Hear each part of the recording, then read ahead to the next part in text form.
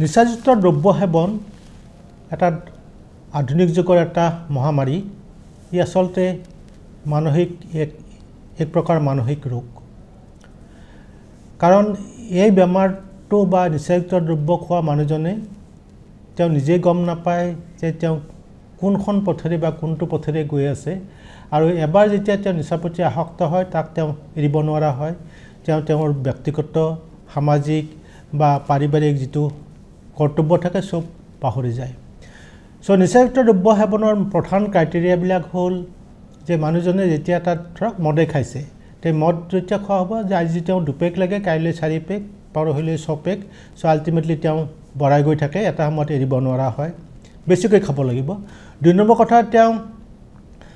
ধৰক যে দিনটোৰ বা সপ্তাহটোৰ বেছিভাগ সময় অকল নিচাযুক্ত দ্ৰব্য সেৱনতে ব্যস্ত থাকিব লাগিব তেওঁৰ পাৰিবাৰিক সামাজিক বা তেওঁৰ যিটো কৰ্তব্য তাৰ পৰা আঁতৰি থাকিব লাগিব তেওঁৰ চাকৰি বাকৰি পৰিত্যাগ কৰি কেনেকৈ নিচাজাতীয় বস্তু সেৱন কৰে তাৰ বা হেতু বস্তু কেনেকৈ আহৰণ কৰে তাৰ প্ৰতি ব্যস্ত থাকিব লাগিব তেওঁৰ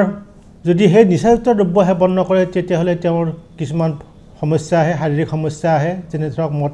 নোখোৱা মানুহে হাতখন কপে ভৰি হাত কপে তেওঁ ভাত খাব নোৱাৰা হয় তেওঁৰ বমি হয় ৰাতি টোপনি নাহে খুব বেছি হ'লে তেওঁ কোনোবাই কাণত কথা কোৱা যেন লাগে সো এইবিলাক উইথড্ৰল চিম্পটম আমি উইথড্ৰল চিম্পটম বুলি কওঁ এইবিলাক আৰম্ভ হয় আৰু অলপ সময় যদি ধৰক মানুহজনে 4 ঘণ্টা বা 5 ঘণ্টাৰ মূৰে মূৰে তেওঁ নিচাটো খায় সেইটো নাপালে তেওঁৰ সমস্যা আৰম্ভ হয় তাক বেছিকৈ আকৌ খাবৰ মন যায় আৰু আজি যদি ক'লৈ নহয় আজি যদি 2 পেক খাই তেওঁ পৰহিলৈ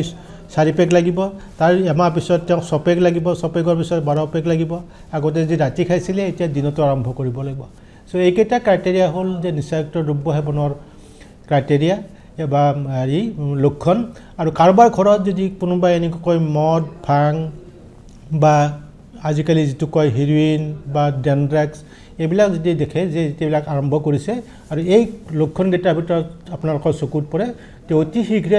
মানসিক চিকিৎসকৰ ওচৰলৈ যাওক কাৰণ ইয়াৰ পৰিত্ৰাণ আছে আৰু ইয়াৰ চিকিৎসা আছে